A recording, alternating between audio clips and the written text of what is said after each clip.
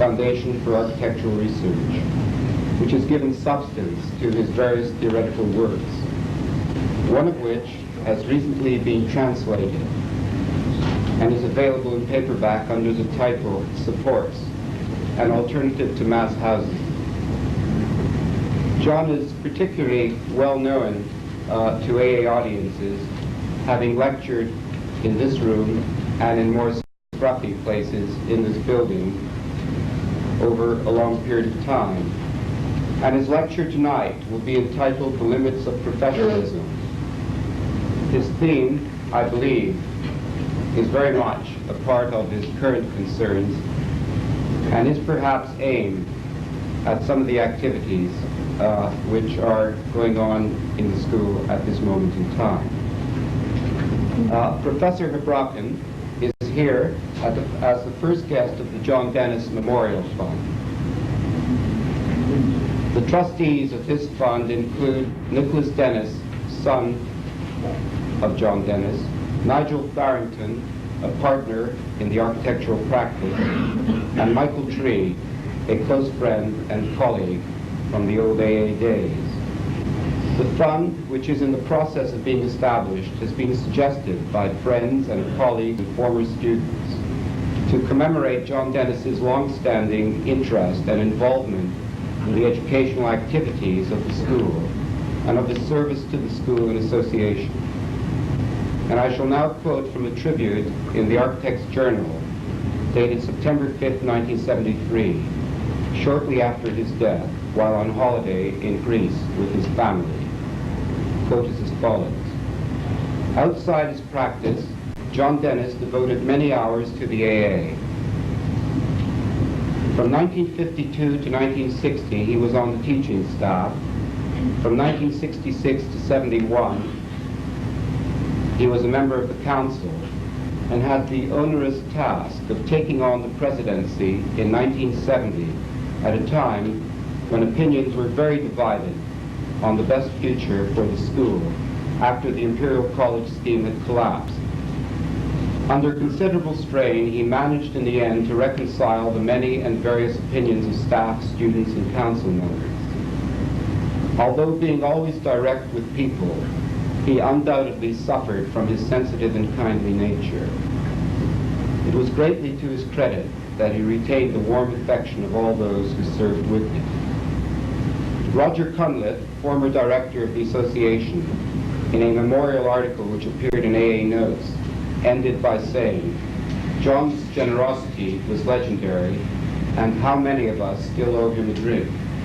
The last round was always his." And the trustees of the fund will be in the library after the lecture, and hope you will join them for another drink. It's my pleasure now to introduce John Habraken.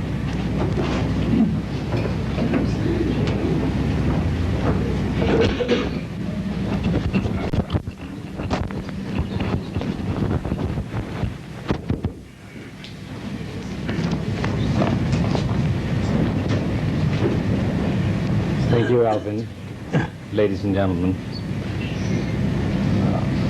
I must confess that I do not only feel very honored that I can be the first speaker on the John Dennys Memorial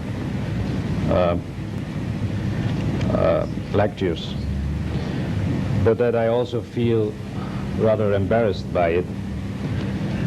I have been, when Alvin invited me to do this, I've been thinking for a long time how I should structure this event, and I couldn't find a good form to do that.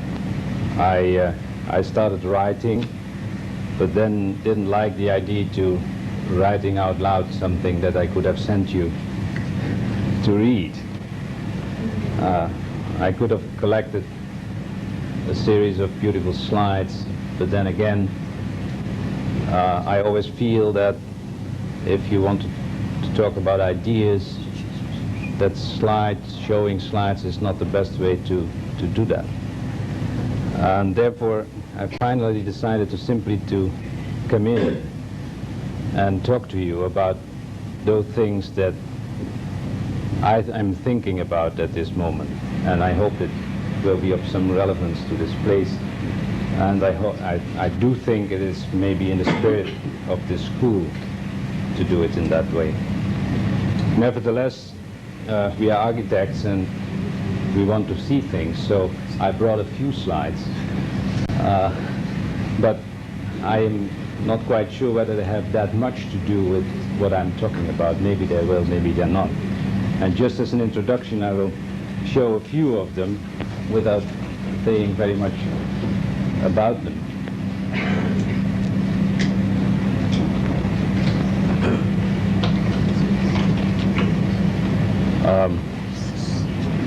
The series of slides, I think about 6 or 7 of them, are all the same scale.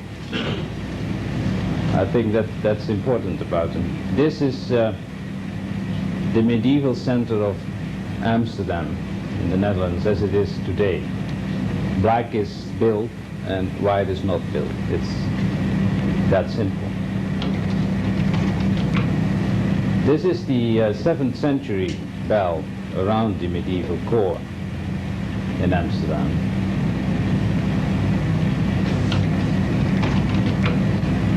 This is part of the working class district built in the same area in the 17th century.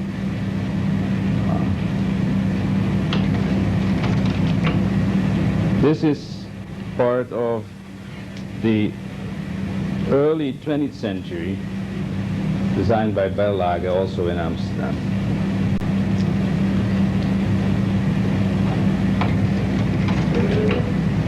This is part of Amsterdam in the 50s. It's maybe interesting to know that in this series of slides, not only the scale is the same, but each area that I show you is an area where the density and the number of people living there decreases. In each slide there live less people in the same square kilometer. And this is the last part of Amsterdam that's been built in the 60s.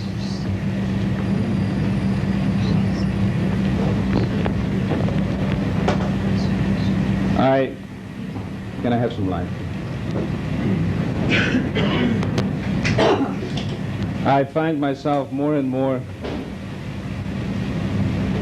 thinking about the built environment in its totality and the way someone would observe it who was not really part of that built environment, someone coming from outside, from another planet maybe. And what is that phenomenon? And is it possible to approach it in a more distant way, to maybe develop some more theoretical approach, to understand why built environments can be so different and how they can change. And I have been spending a lot of time the last few years in expanding the methodologies that I've been working on towards a more overall theoretical approach that probably will give us the opportunity to have a more formal description with which we can deal, that helps us to deal with the built environment as a whole. And that's not because I'm interested in the built environment as a morphology, but because I think that studying that morphology can make me understand more about the forces and the powers that make that morphology happen.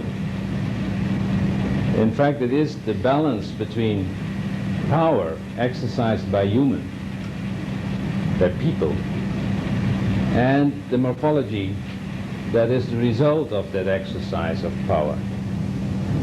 That's interesting to me. What is that balance? How does it work?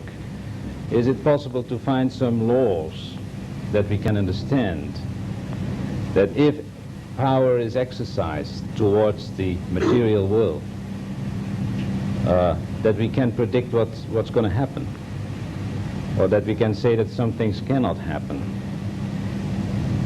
Now, when I use the word power, I use it in a very specific way.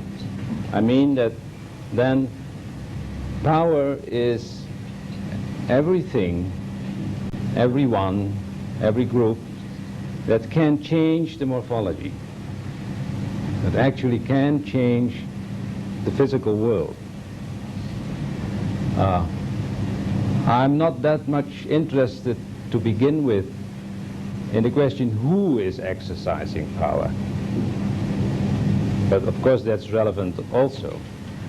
But if power is exercised, and are there different kinds of power, independent of the person or the group that exercises that power? And then what happens? Are there certain laws to be found? And I spent a great deal of time in trying to formalize that, and thought that, among other things, a system approach would help. But I'm not going to talk about that. I'm just trying to talk about this relationship between morphology and power and what we can learn from it. Not in a very dogmatic way. I'm not trying to develop now a theory. I will try to talk about these things in such a way that maybe you will agree that it is relevant to think about all these things, and that maybe a more rigorous theoretical approach is relevant. Power, in the way we can see it as it has been exercised to the built environment, in that sense, can be very similar to the way structural engineers talk about forces that act on material. They know a lot about those forces, and they can predict what happens when certain forces work on material, whether the buildings comes down or not. And they also are not interested in who is applying that force.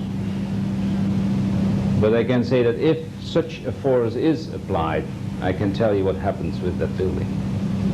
And in that same sense, I'm interested in power being exercised on the built environment, and can we say something about that?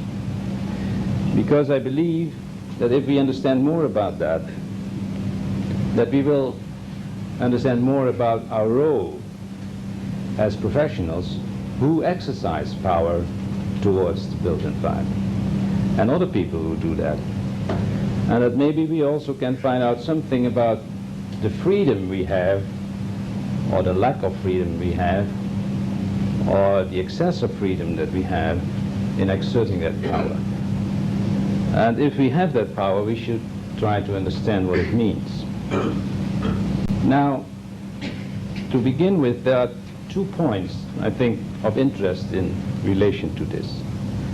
One is that if we define power as that what changes the environment, the morphology, the physical world, then we can only recognize power when something changes. Power is only to be recognized when we see that it works. And anything that does not change that environment is not power in the sense that I talk about it now. What does it mean? It means that we have to look at the built environment in its transformations. How does it change? Because then we can understand and learn about the exercise of power. Now, the concept of change and transformation is the introduction of the concept of time in thinking about the built environment. And architects have never been trained to think about time. In fact, all our training has always been to try to defy time, to ignore time, to build things that will withstand time, to make the monument in the whole built environment that changes and develops, that will be there later on, that will symbolize a society also in other generations. So introducing the concept of time in our thinking is new, and we have yet to find a way to cope with it. But it is necessary if we want to understand something about the exercise of power. towards the built environment. But maybe even more relevant to what I want to talk about now is that also, if we want to approach our studies in that way, we must make also a very clear distinction between power and morphology. In other words, we have to look at the built environment as from a distance, as not being involved with it, and try to understand what happens, what changes, and what powers, what kind of powers do that. And that's very difficult for us, because we are all part of that environment. We are all actors there.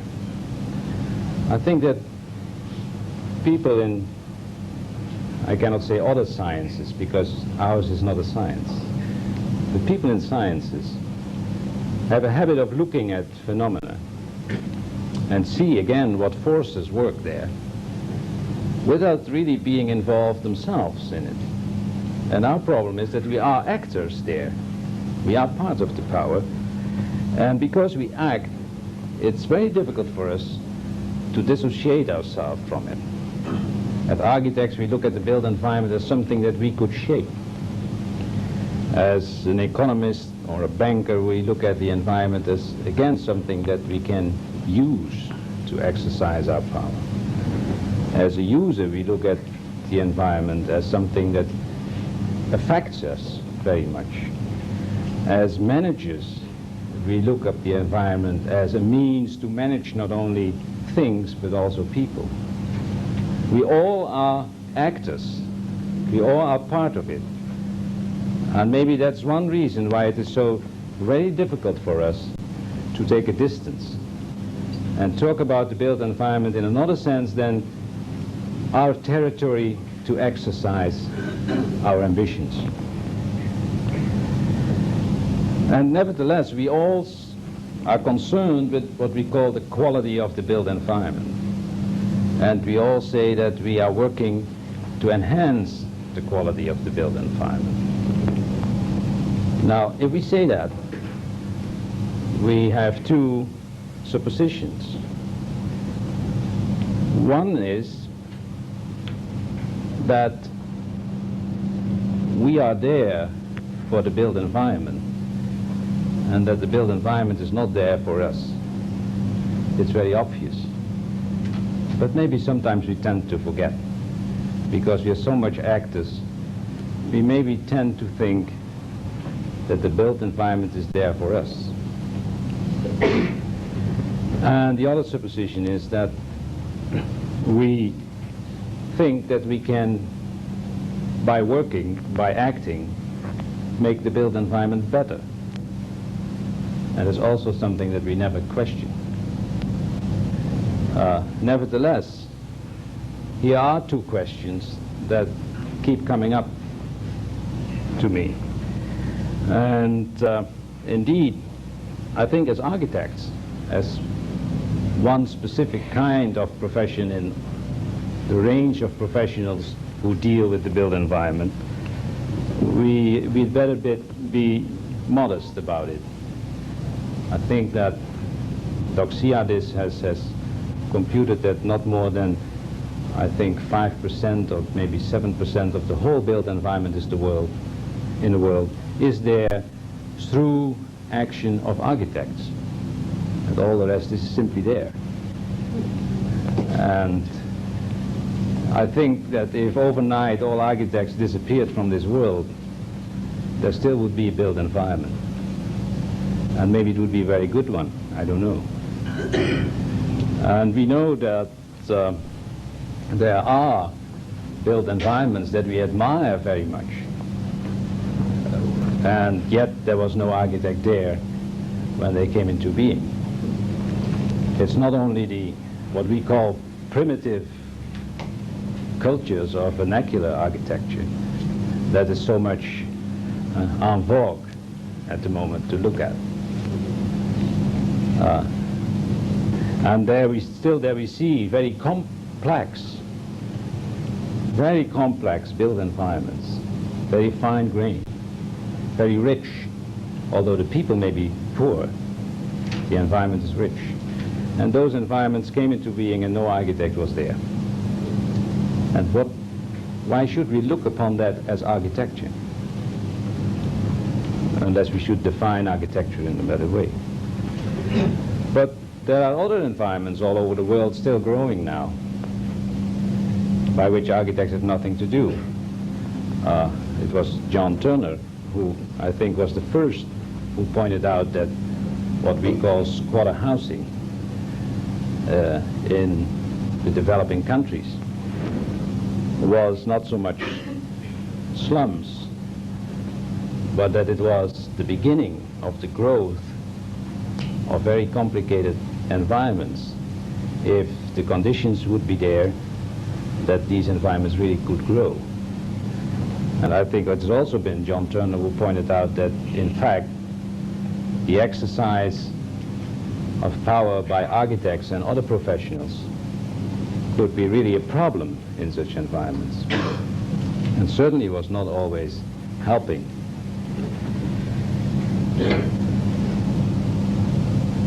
But on the other hand, you will probably say that may be nice for primitive cultures, may be nice for squatter housing, but what about our own environment? What would happen if no professionals were around? I certainly am not going to argue that we all should disappear, and that in Britain and in the Netherlands professionals have no role to fulfill. I think it's safe to say that if professionals would leave those countries, it would be a disaster. But we can see also, and now I speak from my own experience in the Netherlands, that there we see built environments that are purely the result of professional activity. It's only professionals who have acted there. And no users, no laymen, nobody who was not a professional did exercise any power in the environment. So we have two extremes. We have on the one hand environments that clearly can develop, become very rich, people live in which no architects and maybe no other professionals have been working. And we have on the other hand environments in which only professionals have been working and no laymen seem to be necessary to make that environment happen. Now, what does that mean? I think it means that, first of all, there are two different kinds of power that we can distinguish. The one in the squatter housing is a kind of power that works from within. It's the user who builds his own dwelling and from there act in the larger environment. It's the fine-grained power structure that acts from inside to the outside. But clearly there's a limit. If only that would happen, then we will find a need that there must be something else that sort of structures the whole thing, that feeds all those different exercises of power. Whether it's a government or whether it's the users themselves who organize themselves to regulate their common interest, we see that another kind of power develops that doesn't act from within, but sort of has an encompassing role, comes from the outside, tries to frame things, tries to order things. And it is that power that is apparent in the Dutch mass housing, for instance. There we see only that power. We see only that power from the outside, that from there acts and decides about the smallest detail. So it seems that there are two different powers that we can distinguish because they take different directions. And powers that take different directions have the potential of balancing each other. But the two extremes that I showed you were unbalanced situations because only one kind of the powers was acting into one direction. Now, we must again make a distinction between the power and the way it acts and the actors, the people who have that power at that moment. Because it is not, you cannot say that the outside power, the structuring power, is always a professional power. We know from examples that, again, people themselves who are not professionals can organize themselves in a democratic way to exercise also that power that balances the individual power. So different actors, and not only professionals, can have that role. But as a professional, in the role of a professional, I cannot choose. I can only have one kind of power, the power from the outside. Because by definition, the inside power is not a professional power. Even if I, as a professional, do it, I act as a layman, as an individual. So here clearly is a limitation for professionals. We cannot choose the kind of power that we exercise, nor the direction in which the power goes. And I think that's a limitation that is worthwhile to recognize and that we should understand. Now, if all that is true, then it should be possible to look on the morphology, on the built environment, and by observing it, see how it changes, how it comes into being, what happens simply by observing the transformation of morphology. To recognize how the powers that I've been talking about work. Because if we cannot recognize that, then all I've been saying would be wrong. Because I started saying that powers can only be recognized by its change of the morphology. So then is it possible to look at the morphology and from there maybe see more about the powers I've been talking about? Let me show you a few more slides, just as an intermission.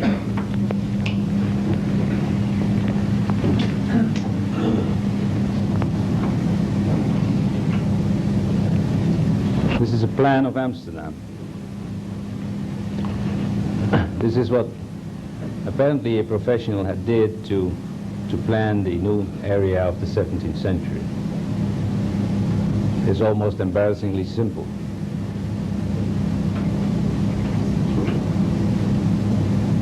This is what happened, how it was.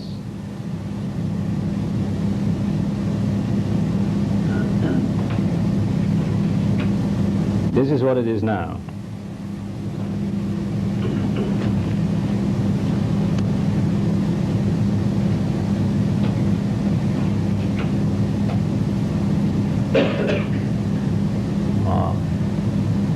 It's interesting to see the enormous dimension of the canals, the length of them, how straight they are. And if you walk through the city, you never recognize that. The enormous scale it has.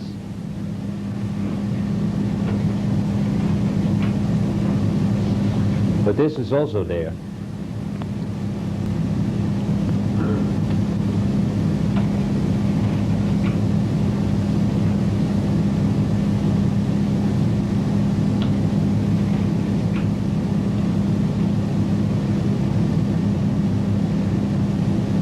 I do not have to explain this.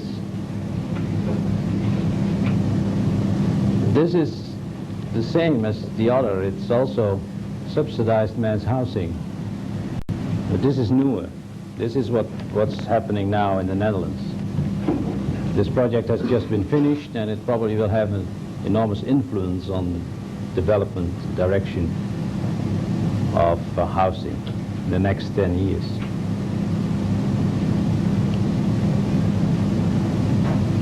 There are storage spaces and garages and sheds in front of the buildings. And this is part of the old map.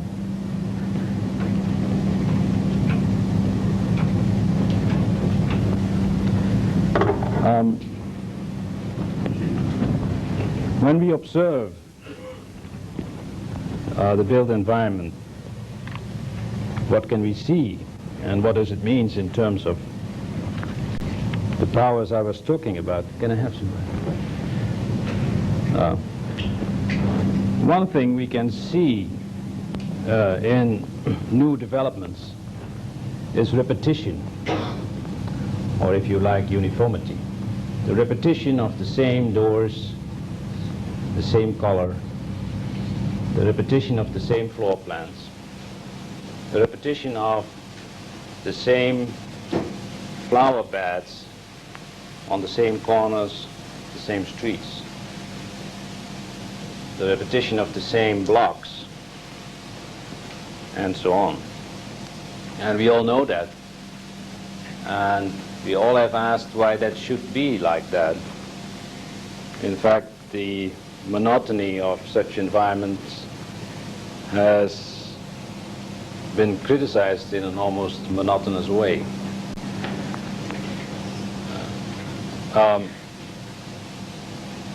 This repetition is the result of the non-exercise of the inside power. Everywhere when you see that the inside power is working, you will not find repetition. You will not find repetition in those areas, modern areas, where people were rich enough to build or have built by architects their own homes. There's no repetition there. And there's no repetition in the squatter housing. And there's no repetition in the Javanese kampongs and whatever you want. There may be the same kind of things, but there's no repetition. Everywhere when this power from inside is not there, the repetition in the morphology is the sure sign that that power is lacking. And for instance, if you take a housing estate built by the same architect, the same client, dwellings were all alike, and there are examples like that in Holland, and people can rent half of that one street, and in the other street you have exactly the same, and people buy it. Within 5 years' time, you will see that in the street where people bought it, the morphology changes. Different colors, new dormers are added, windows are closed, things are changed on the outside and certainly also on the inside. Whereas the other is still the same. The moment that you introduce the inside power, things change. Repetition is, if I may say so, affected. Why is that so? I think that maybe there are three tendencies in the exercise of power, whatever power it is. Maybe three laws, if you like. Each power, no matter what kind of power that is applied on the physical world, first of all, tries to expand its territory. Just like a force in space just goes on until something stops it. So the exercise of power tries to expand the territory about which the power can have its decision-making. The second tendency, I think, is that each power tries to economize, to minimize the labor necessary to apply the power. If it were only that if we can economize the exercise of the power, then we probably can have a larger territory to have that power to exercise on. And finally, each power tends to express its own value system in the physical world, in the morphology.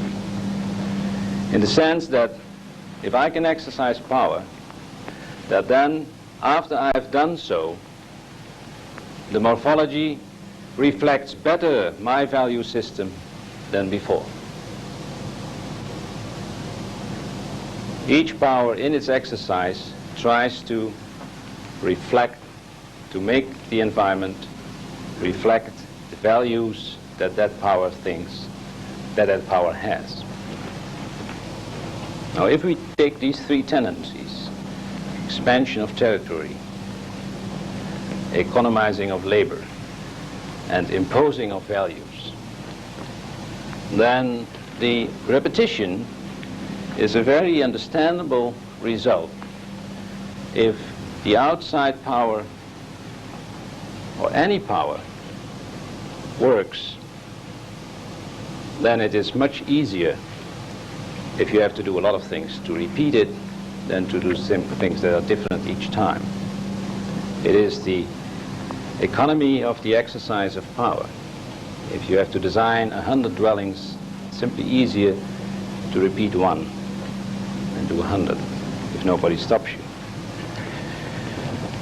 And again, no matter who is exercising that power, you will find that that works. Uniformity, repetition, is the result of the tendency to minimize labor in a complex territory. Now, the people, for instance, if someone manages 100 dwellings, then it is simply easier to have all the doors painted in the same way, to have everything the same, because you can handle it easier. But if you live in one of the dwellings, and you can exercise your power, and that's not your interest, you try again to economize. So you try to express your value system with the least possible effort, the largest possible territory, and therefore things change.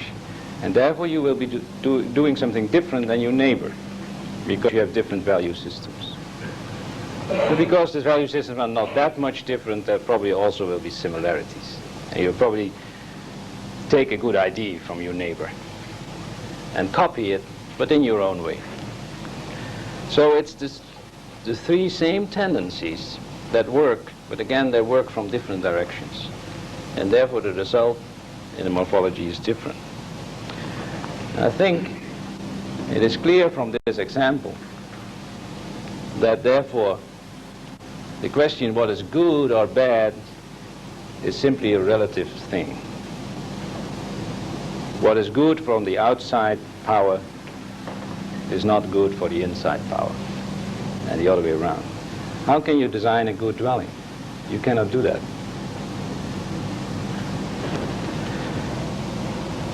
But enough about repetition.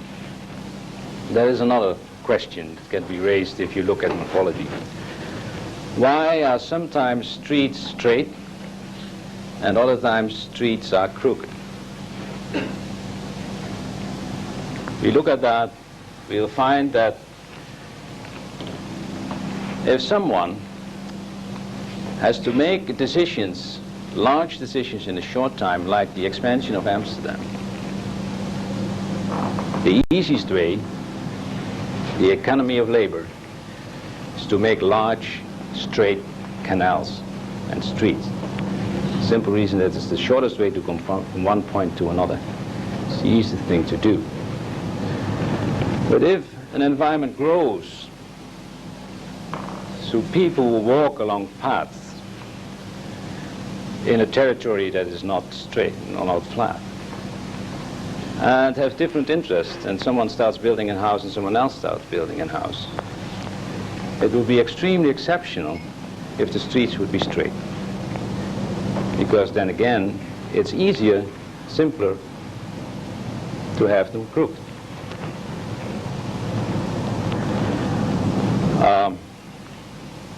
The canals in Amsterdam are straight for, let's say, half a kilometer sometimes. If a student today, in the design of an urban area, same scale, would propose to make a straight street with a facade that is as straight as the canal, he would come up with a proposal like that. He would be kicked out of the room by his professor. Because the professor rightly would assume that it is possible to build a uniform facade along that straight street, and that it would be incredibly dull and inhuman. So he is right to kick out the student, because he assumes that the exercise of power that is applied on the design of the city is the same kind of power that will be applied on the design of the building. The people in Amsterdam could do it because they understood and knew that other powers would build the buildings, and that there would be variety, because that was the simplest way to do, simplest way to express the value of those powers, and that therefore the enormous variety of the facades of the Amsterdam buildings balanced the straight lines of the streets and the canals. And it was exactly that balance that we admire so much today. But because now we work in the assumption and the reality of another kind of power balance, we know that we cannot do that. And because we cannot do a plan in which all the buildings are different, we have to find another solution. So we do not make straight streets. We stagger facades, because then they are not that dull, which is true. Now, staggering facades work with masses is a solution which mostly is more expensive than making a straight facade. Certainly for energy reasons, which is very much of interest today. So that would work against the second law, that the minimizing of labor. But in mass housing and subsidized housing, we do not pay the buildings. Or another way, we expend the money, but we do not pay for it ourselves. And therefore, it is still more economical for our own labor to design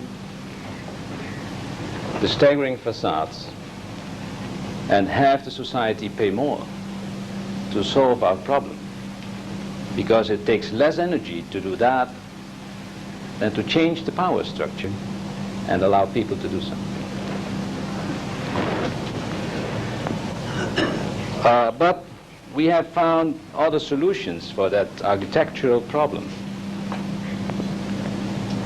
And some of the slides that I showed you, you see that there is now a tendency, I think it's also in England, but it's certainly in the Netherlands, to keep the building on a straight line, because that's easier to do, but to put in front of the building as an intermediate between the public and the private place, carports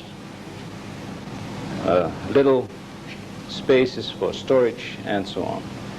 And by doing that, to work against the dullness and make it an interesting environment, and so solve our problem.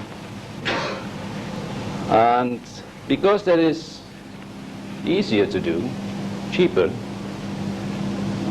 it can be predicted that that solution will be more admired than the other one.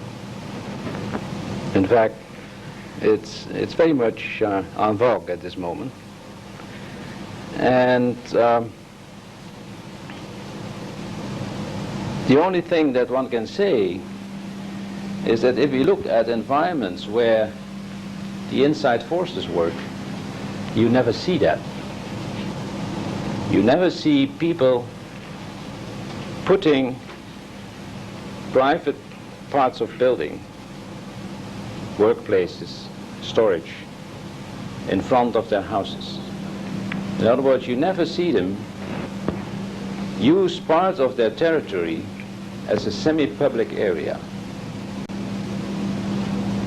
All you see is that people, no matter how large the lot, build their house right there where their territory begins, to protect their own territory from the public sphere. If you look at old maps, you see narrow streets, very deep lots, and buildings right in front. And if the lot is so wide that the building is too small to cover it, they build a wall. It is in line with the tendency to expand your territory and to protect that. And it is also that therefore your territory can be used in the best way. Because if you keep some of your territory in front and you do not protect it, then you cannot use it. You cannot put garbage on it, you cannot do anything you like. But you can do that in your backyard. So all over Europe, and I think also outside of Europe, you will see that if the inside forces work, that putting sheds and little things in front to make it interesting never happens. People build up right to where their territory begins. Now you may say that that's not right, because in the Amsterdam canals you have the stoops and the little stairs going up and down. I can tell you that someone found that those stoops are built on public area, territory. They are not the sacrifice of private area to the public sphere. They are the encroachment of the public area by private interest. People build their stoops right on public territory. The legal boundary between what you buy and what is the street is where the facade is. In other words, the stoops are one of the earliest examples of squatting. And it has been recognized in law that people can do that, but still the municipality has the right, in the public interest, to ask people to demolish the stoops, which has been happening. So I think it is again part of the law of the increase of territory wherever possible. And you will find everywhere that therefore people tend to minimize public space if the built environment is the result of dominantly inside forces. But if that's not the case, then you will find that the other thing works. Because the outside force is interested in public space. Architects are very much interested in public space.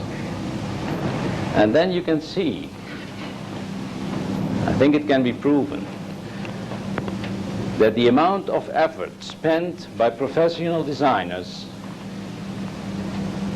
is in direct relation with the amount of public space proposed in the plans. I cannot prove it, but it's an hypothesis.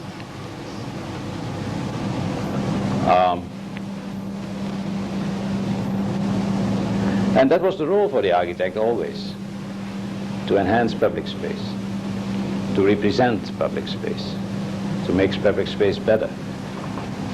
And we are interested in that. We have a right to be interested in that. But if we are the only force, we take that interest, because it's our value system. I think it started, therefore, in the Industrial Revolution time, when professionals, architects and other professions became interested in more than buildings, but also built environments as a whole. When architects started recognizing that there was a built environment, that their concern was with the whole, that they tried to expand the public territory, the territory that you could see. Therefore, it was no surprise to me when some time ago I was standing on top of a tall building in the Netherlands with the manager of a housing estate. And there were the neat kind of Dutch row houses. And behind them you had backyards. But the backyards were only separated from each other by one wire. And people could plant, of course, their roses in there, but not much else. And I asked him, why do you do that? The land is very valuable. Why don't you let people build fences, grow hedges, so that they have some private space outside? He said, look, you can't do that. It will be a mess in the shortest time. Of course, he was right, because people will do all sorts of things there. And if you are the power from the other side, then you want to control, expand your territory. You want to know what's happening. So even one wire is already a concession. And it is therefore not surprising that if you find in public housing, where architects have much more influence to exert their value systems than in development, in spec building, that they tend to make communal gardens, that they tend to make backyards that are used communally. Also students like to do that. It's the logical outcome, exercise of power, expanding the territory that you control. Maybe people like it, maybe not, I don't know. Now,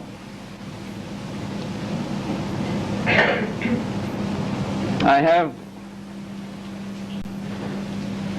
this example, I think, is an example that once you look at it, you will recognize everywhere. And it started already very early in this century when architects became interested in more than just buildings. And I think the final model was already proposed by Corbusier in putting the building on stilts. There you have maximum territory. All ground is part of architecture. And ever since, that has been a model that somehow has intrigued us, although we also understood that you couldn't go that far. But we see that, again, at least in the Netherlands, problems arise, and the professional forces have to compromise. They have to stagger those facades. They have to put in all those little things in front to keep things interesting, because people say it's so dull. And what will happen, I think, in the next 10 years, if the existing balance of powers will be the same, is that we will go on in making things more complicated, although we know it will be more costly, because it's the only means to answer the criticism without changing the power balance. So we will do things that are not economical, take more time to do, more labor, because it is what is the result of the kind of balance that we operate in. Now, don't take me wrong, I'm not accusing anyone. I'm simply trying to understand what the exercise of power means.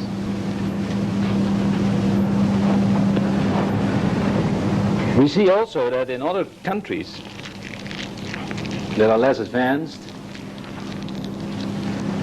that the same principles work, but there the powers do not have to compromise that much. And therefore you see enormous buildings, high, large, same building all over again, enormous scale, mass housing, as it is in its purest form. But it is in principle, in terms of power balance, not that much different from what we are doing here. And you also see that in all those countries, it is also true that the prevailing power decides about the values. And that's the reason why all those plans and all those buildings and all those environments look so much the same. If you see an international exhibition of housing and urban planning, it's hard to understand what country has given the plan. It's mostly written underneath, but it is very difficult to understand what is the difference between a mass housing project, say, in the United States or Cuba. They're very much the same. And the reason is that the values are the expression of the professionals. They read the same magazines. They have the same ideals, have the same principles. In short, international architecture as such was nothing else than the dream that the professionals, who are the only internationals around because the people who live there are not international, can express their value systems. And we cannot recognize from all those plans, whether it is in Hungary or Yugoslavia or in Brazil or in Cuba or the United States or in the Netherlands, unless you are very, you have studied them very well. Now, the examples that I've given you about the relationship between power balances, that again has nothing to do with who is exerting the power, because if that was right, then you could see a difference between political ideology and the built environment. But if public housing in Cuba is the same as in the United States, then it's hard to argue that there is such a thing as a political ideology expressed in housing, or in architecture for that matter. But the examples I've been given are rather static examples. And we know that the exercise of power changes things. So there are also dynamic aspects we can talk about. Let's talk about change, transformation. The exercise of the power from outside. Let me say this. A power doesn't like to be changed. Tends to stabilize. I only change when other powers work on me. The outside power, therefore, will not change, doesn't want to change, is not interested in change. But it is interested in growth. It's one kind of change. And therefore, that it is no surprise that this kind of power balance came about when we had to grow, when we had to increase, when the cities had to grow. That's where this kind of exercise of power is most effective, we think. At least there it can work. There it can be dynamic. There it can develop. But there's no interest from the outside power to change things once they're there. Because that takes labor and it takes money. And therefore, change in an existing area without growth, you will see when inside powers work. And only then.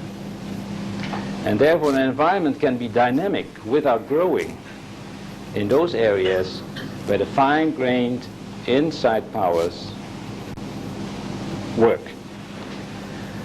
Therefore, also, in the existing power balance, there is no interest in investing money to make it possible that people can change things easier. And it's always said that the money is not there. But of course that's not true, because the money is there to make those facades. But the other kind of money that makes it possible for people to change is against the simple law that it's not in the interest of the prevailing power. So it's giving up territory, and therefore it's to come.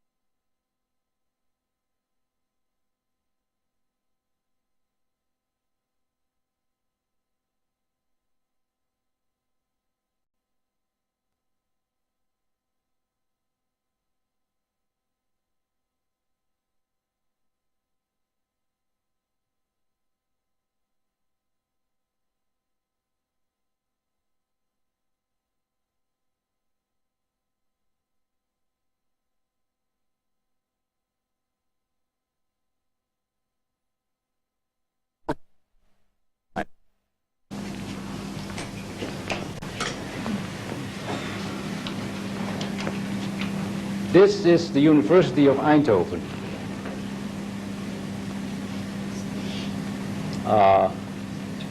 Departments not only of architecture, physics, mechanical engineering, electronics, and so on and so on. A whole campus built in 10 years, 15, 20 years' time. Now the size of the area on which this university has been built is almost the same in size and proportions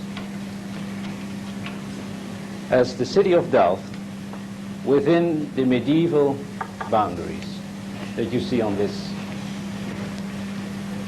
It's the same scale, both slides, the same scale. This, where you have a university,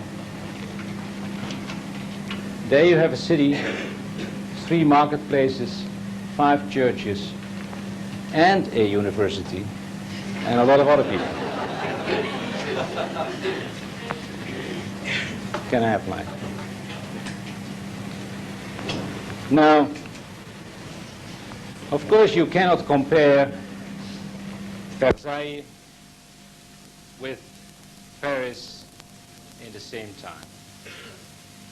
Versailles was built by the king, Paris was built by the citizens. And it is false to compare them, because they both have their own laws. And we shouldn't do so. We only have to recognize that something happened in which sometime, somewhere, forces changes. and balances of power change. In the Netherlands, it happened around 1900, when the first Housing Act was passed, which is still an example, I think, of public housing for many other countries. But that law that wanted to protect and provide those who could not do something about their own environment, that same law made it so that the money and therefore the power became central. And of course, we cannot blame anyone, but that's the way it happened. In an almost casual way, the balance was shifted. And since then, professionals could only work in a certain direction. And this happened everywhere.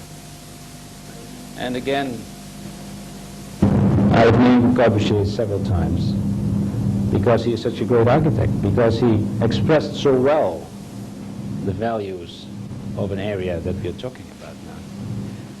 And it is again no coincidence that in the 20s he published the Plan Voisin, in which it was proposed to do away with the fine-grained tissue. For very good reasons, because it was a very bad neighborhood. And to build the large block.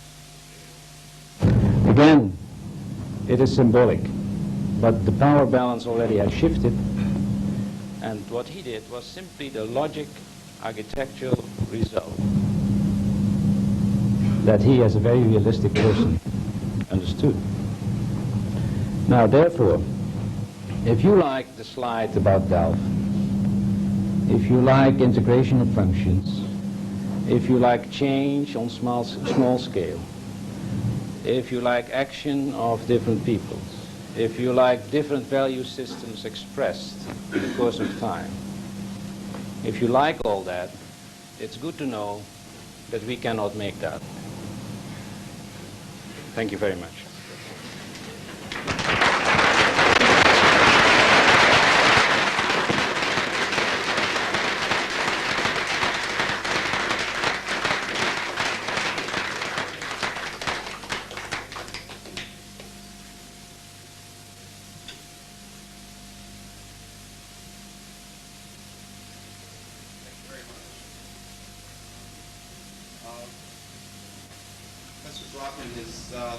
Agreed to participate in a discussion. Is forthcoming, however briefly. Would anyone wish to ask any questions or comment? It'd be interesting to know. Could you speak up? It'd be interesting to know the comparative populations of the University of Eindhoven and Delft. The question is about the comparative population density of the University of Eindhoven at the center of Delft.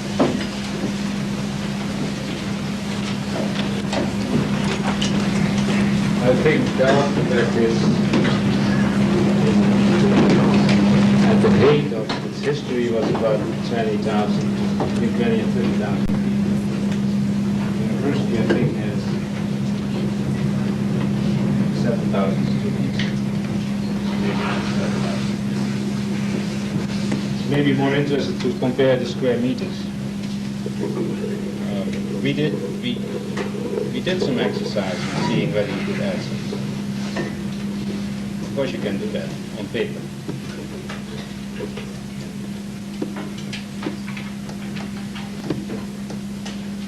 Is it true to say that in fact we can't produce that environment that you were saying? Can we not in fact produce the shell in which the inward force can then act? I agree. I think I tried to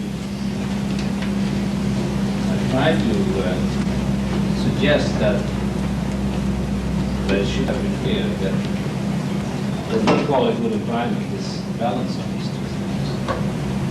That each power has a role. That each power has a role to play, and that it is the balance of these two things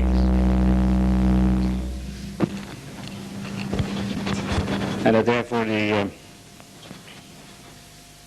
like in Amsterdam and Delft, many other things, that you can recognize the different roles and the balances.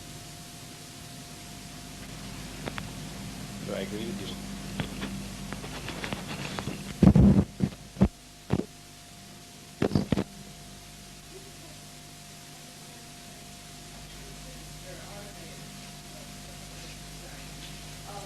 How much you really thought that one could lean on what happened? You were making some very fatalistic and control and design uneven.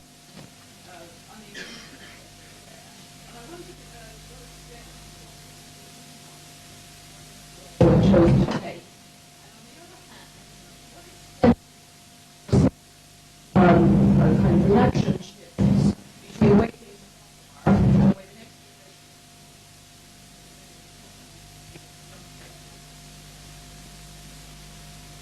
The other is the vision of what we feel now.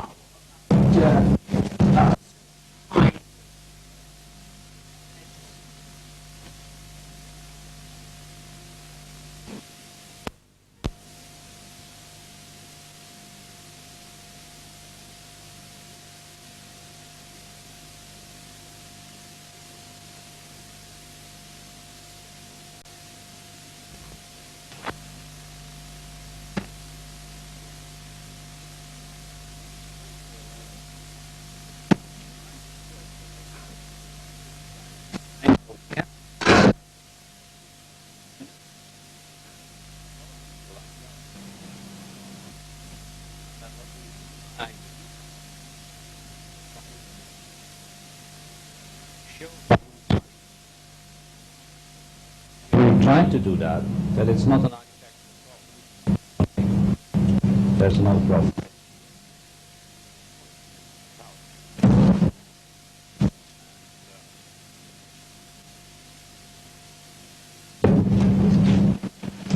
Another answer could be that I have spent quite some time in writing and talking about alternative approaches,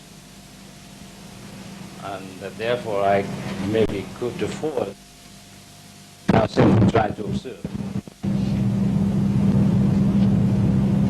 But I'm not pessimistic. I try to be realistic. I try to be able to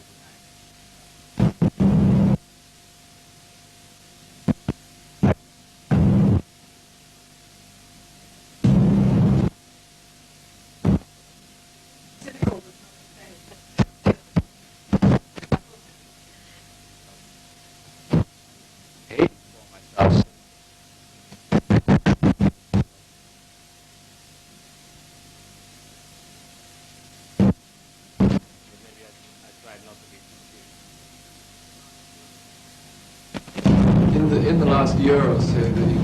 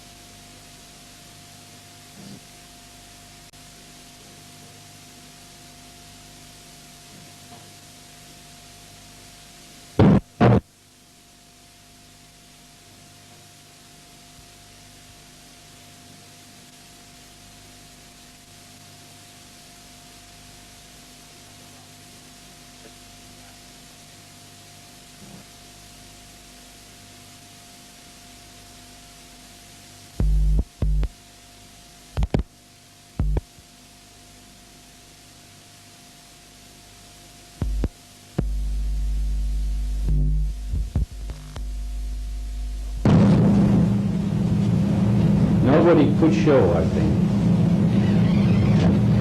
that they are expensive or less or more expensive in another balance. And therefore, if we try to copy that, to accommodate to that morphology, or if we try to do those things without recognizing that it takes another system of acting forces to make that happen, then it will be an extremely expensive operation. And we'll probably have to go back to the more straightforward and dull solutions, because they are indeed less expensive in this model.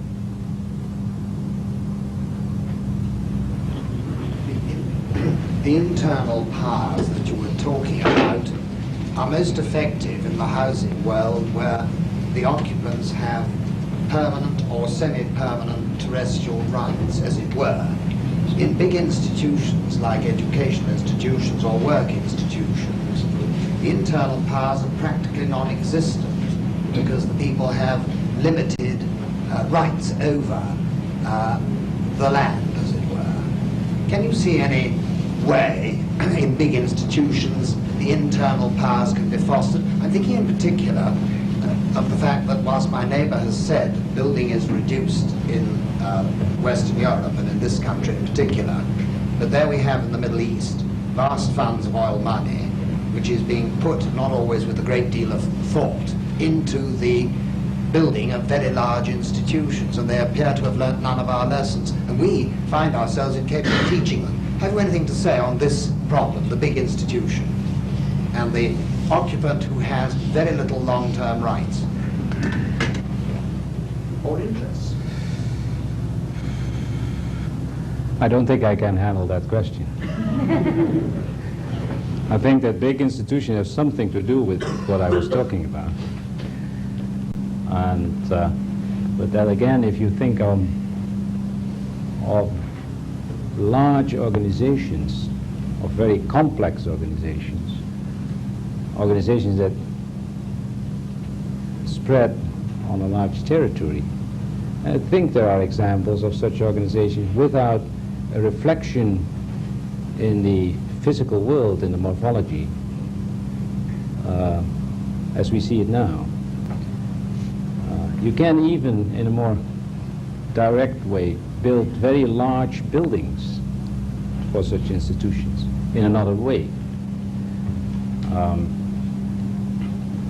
When I walked here, I was surprised to find the British Museum, which is an enormous complex, in what you might still call a fine-grained tissue.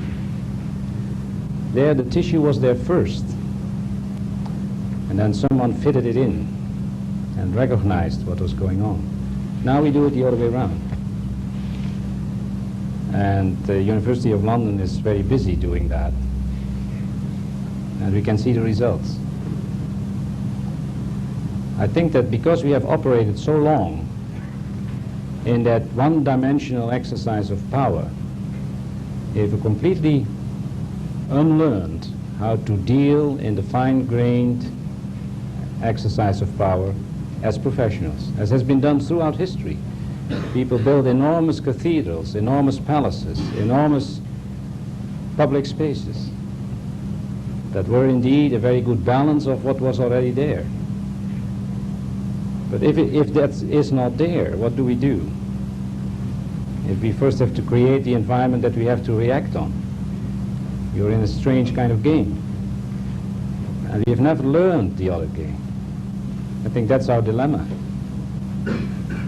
And that therefore, if we try then to copy in our architecture the fine-grained thing, without really recognizing what it means, then it is again, it's only expensive, takes more labor. It may be good for architects, but I don't know.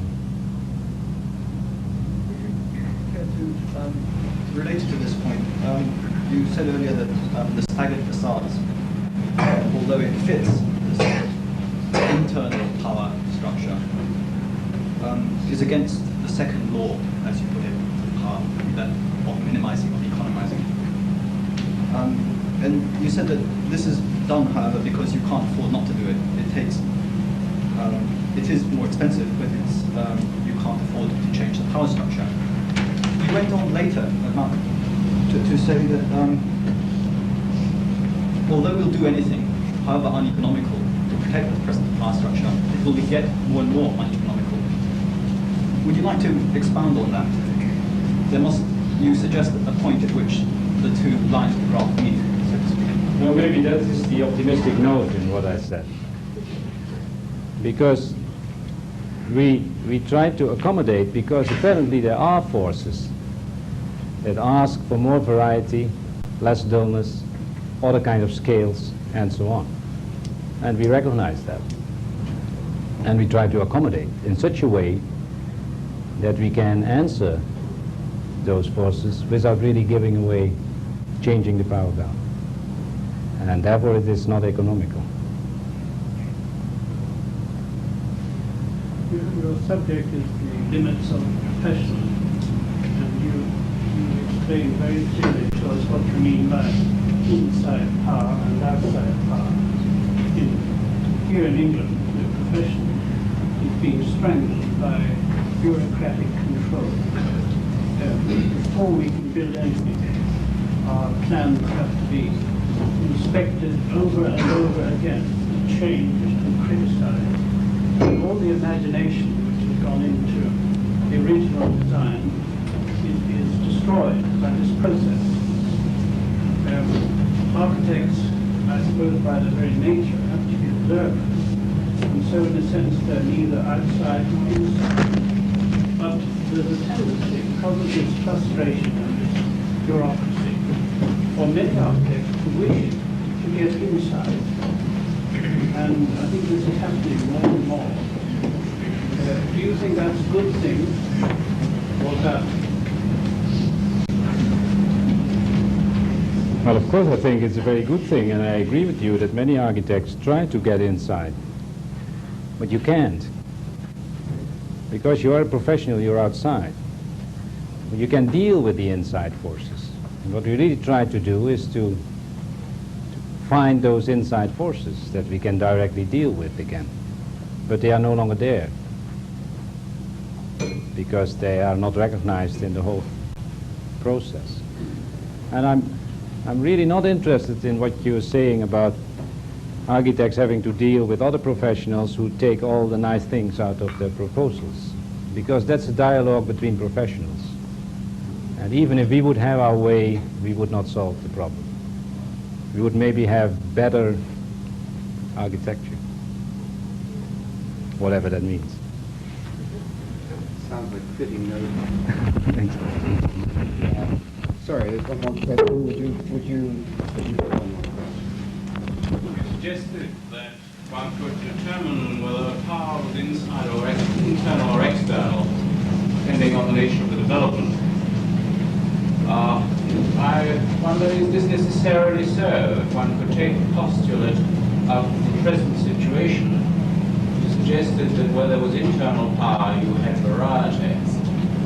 And if the power was external, it would tend to streamline. You also suggested, I believe, that external power could tailor itself to some of the internal demands.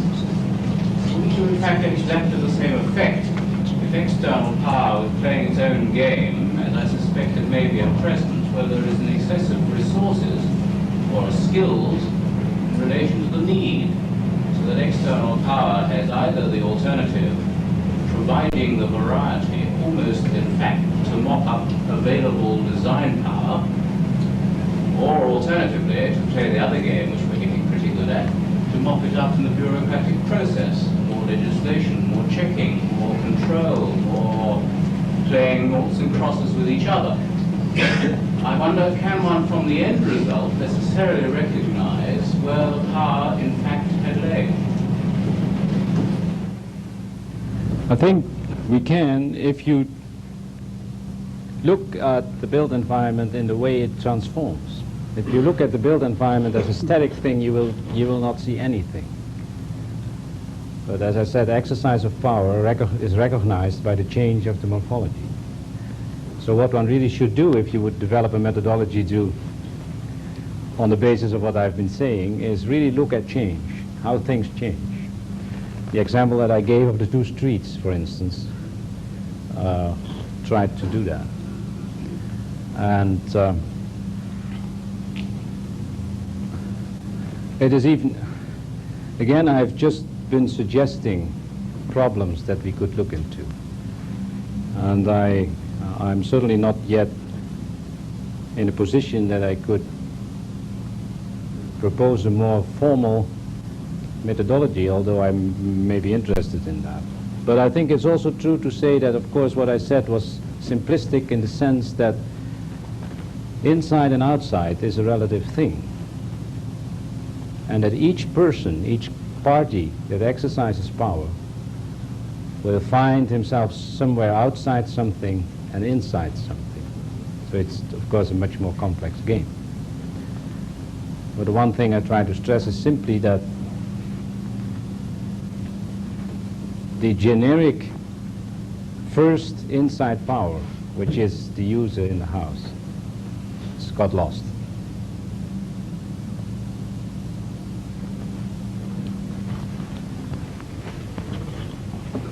I'd like to remind you that Professor Habraken will be in the building tomorrow. He's had several appointments and will be available for those who want to meet him outside of the scheduled classes.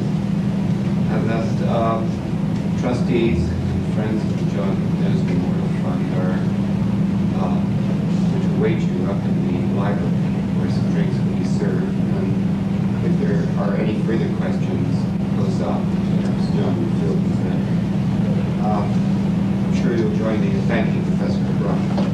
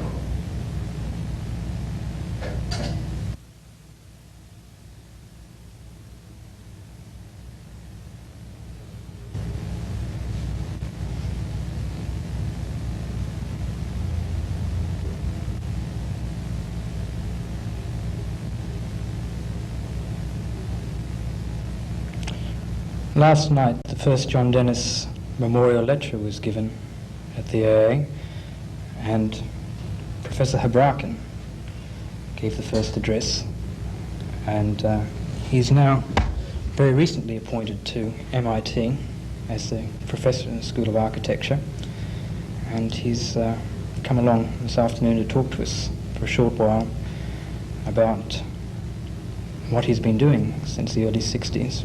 First made his name, until what's happened now. His main concern through that time has been housing, mass housing, for high density urban situations.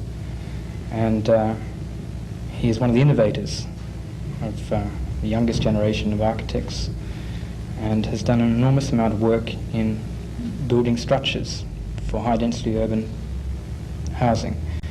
And his major contribution from the early 60s is his support structures. Professor Habraken, I wonder whether you could explain a little bit about the support structures and how they came about. Well, it was the result of a criticism of the existing mass housing process that was going on very much in the Netherlands, where about 60% of all housing is one way or another subsidized by the government. And I realized that that whole process was the result of one assumption, that the user had no decisions to take, had no role in that process. And I felt that the results of the process were not very satisfactory. They produced the the real mass housing thing very dull, repetitive, and could in no way accommodate to individual users' needs, and certainly not to developing new ways of living and new attitudes in the future. And therefore I tried to argue that we should look into another process in which the individual user could take part and have decisions to make. And the book I wrote was very much trying to clarify that for myself. I think This is the book Supports. Yes, that was a book that was published eventually, I think in '62. How long had you been working on this beforehand? A very long time. I started talking about this problem already when I was a student. And so when I graduated in the end of '55, I spent 2 years in the army, in which I had a lot of time. In fact, it was the Air Force, but it didn't matter. I was sitting at a desk and was told that I should sort of keep myself busy. And that gave me time to think and to write. But what sort of solutions were you thinking about at the time? I was not actually really thinking very much about the physical solution, although I had some vague idea about structures. And at that time, high-rise was very much the thing everybody was thinking about. Structures in which people could sort of change things around and do their own things. But I felt that I had to clarify the issue itself, what was the underlying problem, much more than trying to suggest what things would look like. In fact, I had quite some problem in the beginning to convince the publisher that there should be no pictures in the book. Having a book written by an architect that had no pictures was something that they didn't like to see. What did you pick out as the major issues that you were trying to seek to clarify at the time? Well, I think the first half of the book is simply criticism of mass housing, which I try to show that it doesn't work because the user is not there. And I think the two parts. One is try to show that you could not possibly give the user what he needs and answer all the different needs of individual people, and also it was impossible to answer the future developments of housing and user needs, and that people could not identify with their environment. And the other argument was, and I think that was sounded more paradoxical at the time, that I tried to argue that because everybody wanted to industrialize housing at that time, that it was impossible really to industrialize if you did not let the user make decisions. Whereas at that time, mass housing was defended by saying, we live in an industrial society, we have to industrialize, industrial products are uniforms, and so you cannot have your cake and eat it, and it's either industrial production or the individual can do something. Yes, and I argued that industrial production and systems would fail simply because they started from that assumption. You've since been proved to be correct too, I'd say, in many respects.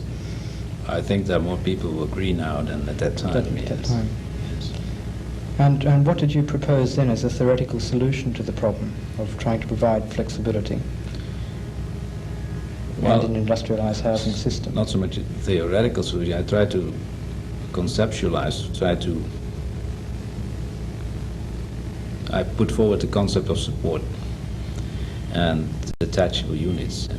Detachable units as being any element that people could move around and make decisions about, and the support being the physical structure, the building actually, in which people could put these elements.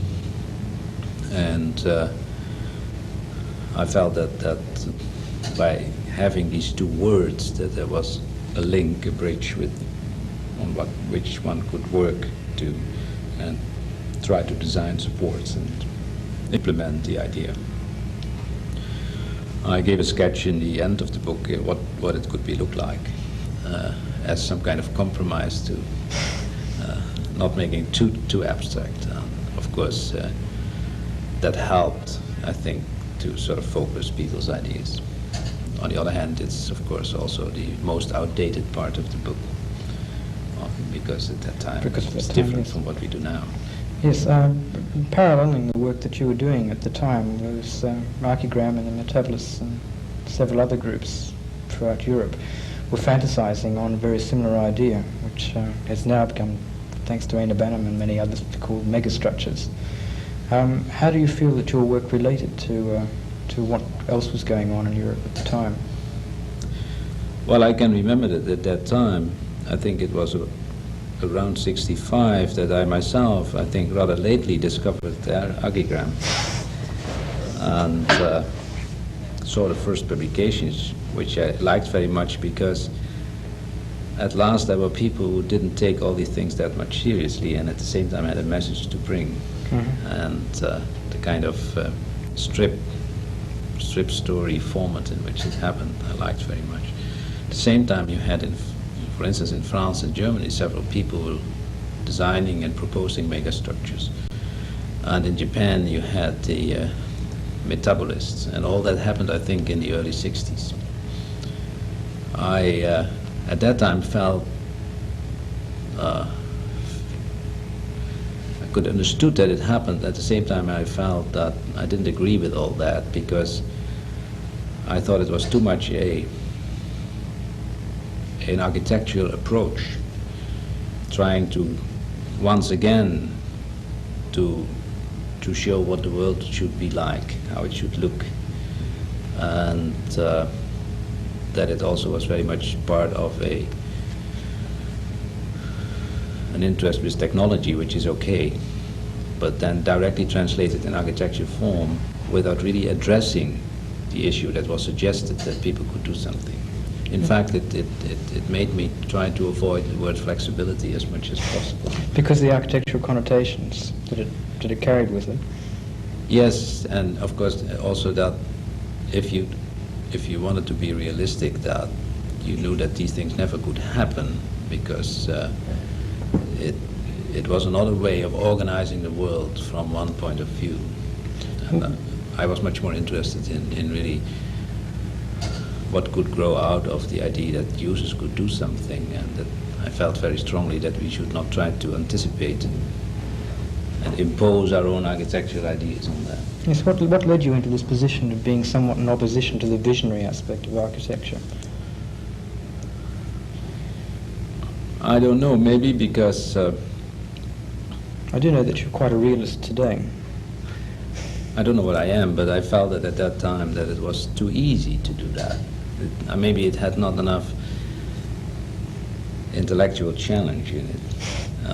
I felt myself at the time getting bored by making designs of the world as it had to be. And I became interested in what one could say the process, what was working. How do people work? Why do they work in that way? What are the conditions through which you can change that process? I think I've stressed very much the process in my book, and I think it was exactly the understanding of the process itself that was lacking in those other proposals. At the time when you wrote the book, you saw the support structure itself, which was akin to the megastructures, as being a very permanent building or built form. But the actual living units themselves, to use a word that you asked me not to, flexible, and also even expendable, in this one of the scenarios that you describe. A couple should come and select the unit of their wishes from a showroom and have a mock-up of it made and try it out, and then have it assembled in their little portion of the megastructure, or the, as you call it, support. Yeah. This was quite an acceptable idea in the early 60s, when we didn't have much awareness of the nature of resources and consumerism. But there's been considerable argument developed lately to say that in fact we can't afford to use resources with this idea of consumer society which expends quite rapidly materials, especially in the form of housing. How does this tie into your present thinking? Well, I guess there are several aspects to that.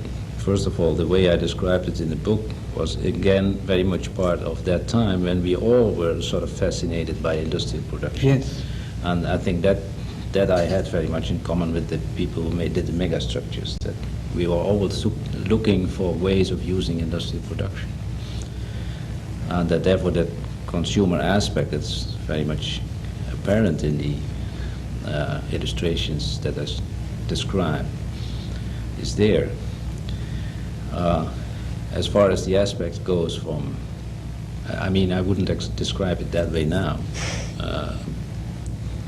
but the problem of use of resources is another one. I don't think one can say that having detachable elements, even when they are industrially produced, automatically is a bad way of using resources. It might well be the best way to use them, because I believe that if things fit into really the way people act, that's the best way to use resources.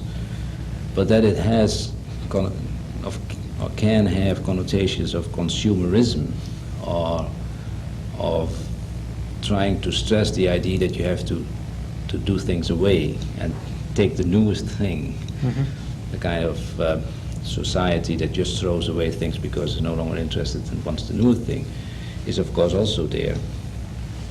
I think that is part of the whole human problem we have, that it's more to do with how do we want to use the things that we can use, as how we produce them.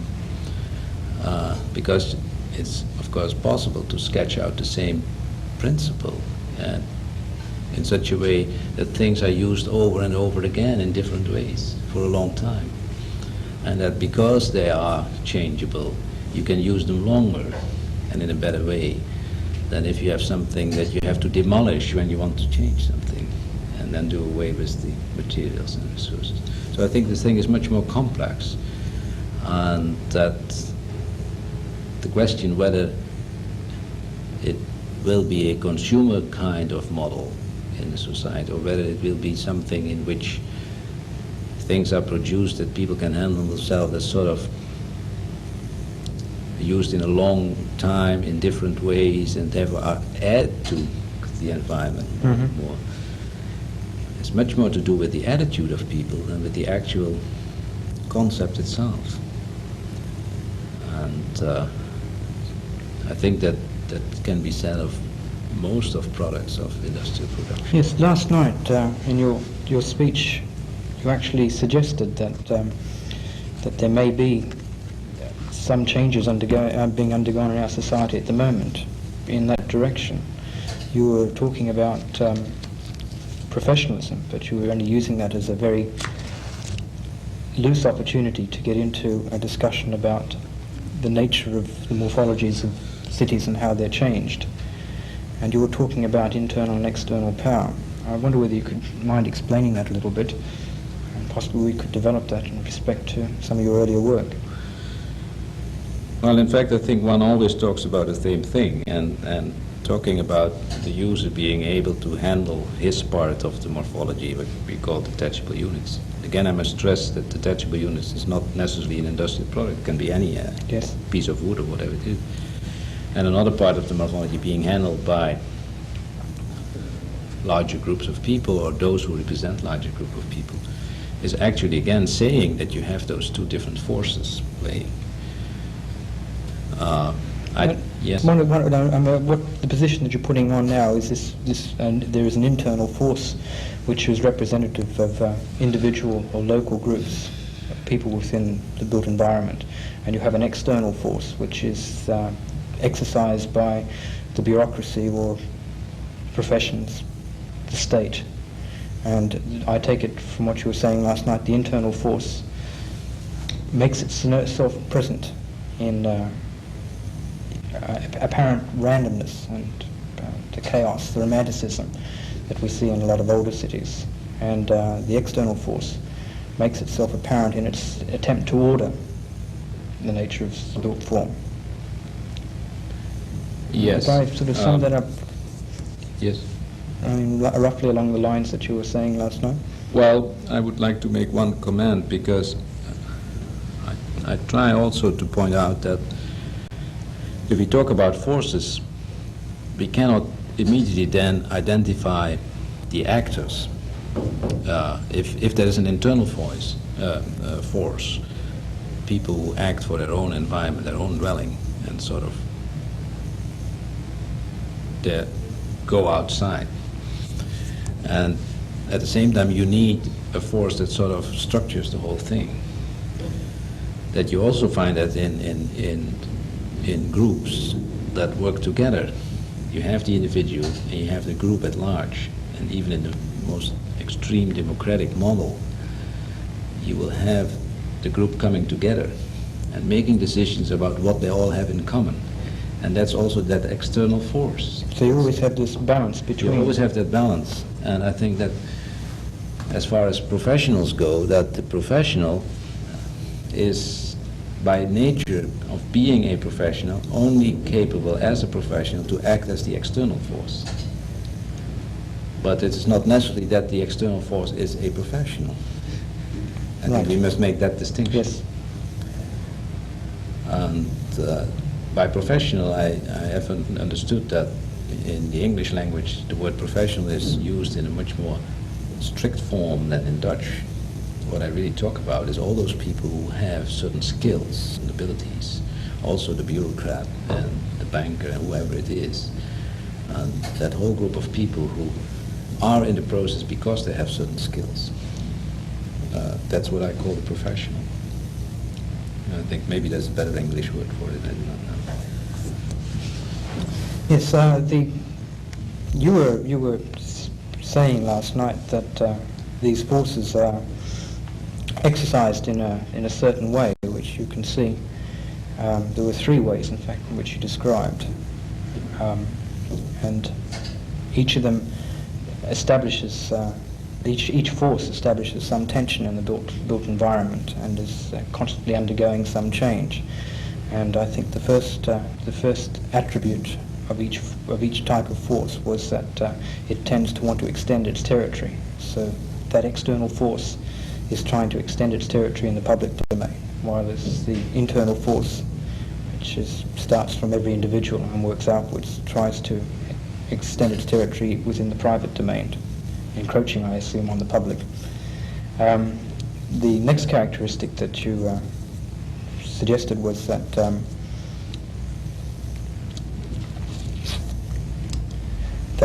they try to economize on the amount of effort. Each force tries to economize on the amount of effort that it puts out. And the third characteristic was that each force attempts to express its own values in the built environment. It was this last one actually that intrigued me. I could see the first two played into the simple model that you were describing. Look at the built environment, consider these two forces at play, and find the examples that you suggested for us, and they're quite easy to see. In this final case of expressing the values of particular power, your earlier suggestion in supports, which you wrote back in the 60s, was that the individual should go to a showroom we were talking about in that scenario and choose the consumer unit. The situation that I see now is that that consumer unit actually expresses the values of the external power, and that in the scenario that you were developing, there was still very little room in the supports that you were writing in '62 for the individual to express his internal power values. And I was wondering how your latest work is coming to grip with this problem of allowing the internal power forces to express themselves. Mm-hmm. And this is a question which is in all architecture, obviously. I think this is a very important question. And first of all, even if the detachable unit is not a consumerist kind of industrial product, but if it's simply materials that people buy, like bricks and wood, you have the same problem. I mean, who is providing the bricks? Who is deciding that bricks will be produced? What kind of wood is on the market? What kind of nails? What kind of materials? It's the same thing. Yes. And I think that here you have that balance that I've been talking about, that some people, might call them the external again, make some decisions to cater to a market and to provide things because they understand that people want that. And people then take it or want other things and make that known in very complicated or less complicated ways. And there is this kind of balance of finding out. And because we talk about a balance, it can be broken. It can develop in such a way, and I think that's what caused the whole concern with consumerism, that those who provide sort of take the upper hand and try to manipulate, try to neutralize the force that takes and uses what they make. That on the other hand, eventually they always will fail because they narrow the market too much and there is a reaction. It's exactly this kind of balance that changes all the time that I'm talking about. Mm-hmm. And therefore, if my earlier description maybe was biased towards the industrial production possibilities, and that now we of course know that there are many other ways to provide for people to do their own thing there. It's in fact the same kind of play that we're talking about, but we're talking about another scenario, about another kind of model, another kind of balance. And here again, I think we should continue to have that discussion because we should recognize that it always will be there. And that really what we are discussing now is not whether the people should do something themselves, but what should be provided for them to make it possible to them. And it's a step forward, of course. Mm-hmm. Mm-hmm. This calls into play a lot of the discussion which has been evolving on the East Coast in America at the moment in meaning and architecture. And it would be quite interesting actually to see how Venturi will respond actually to a lot of the ideas that you're putting forward now, because his work actually does in some respects parallel this problem of providing a consumer imagery, or how a consumer imagery is provided. And as you point out, it's not necessarily the architect's role to provide it, but to provide the environment in which it can occur. To help provide it. To help provide it. Thank you. I was wondering what work you've been doing, what actual physical building have you been doing over this period of 15 years, and in what way does it relate to the thinking that you've been carrying on with? Well, I was I think in a very fortunate position of being able to do research in SAR, and at the same time always being exposed to those who had to act in the real world. Not only because architects were paying the foundation, but also because we wanted to make an impact in reality, and really acted also as some kind of lobbying group to builders, producers, architects, housing managers, and bureaucrats.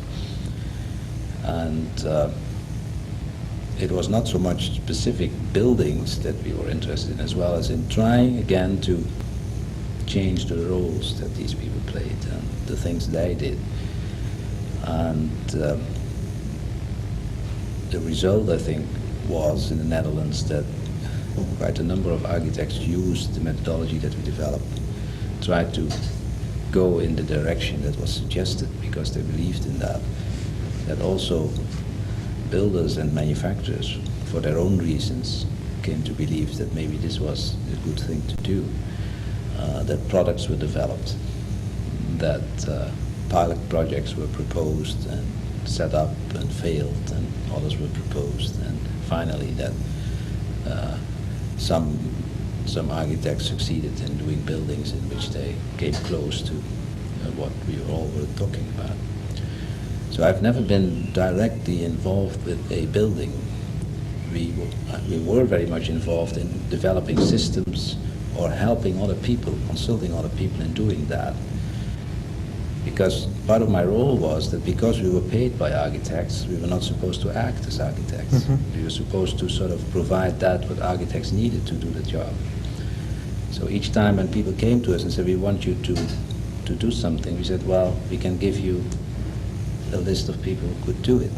Yes, your latest work on methodologies for supports is a development out of this work that you've been doing with SAR? Yes, when we started doing the research, we realized that we should not try to make designs of supports, but that we should put forward the methods necessary for architects and others involved in the design process to make that new process possible. And we spent a lot of time first in developing the methodology and then trying it out in practice and get a lot of feedback and doing it better and so on. Right, I think we've just about run to at the end of our time, and I'd like to thank you very much for talking to us. Thank you very much. It's really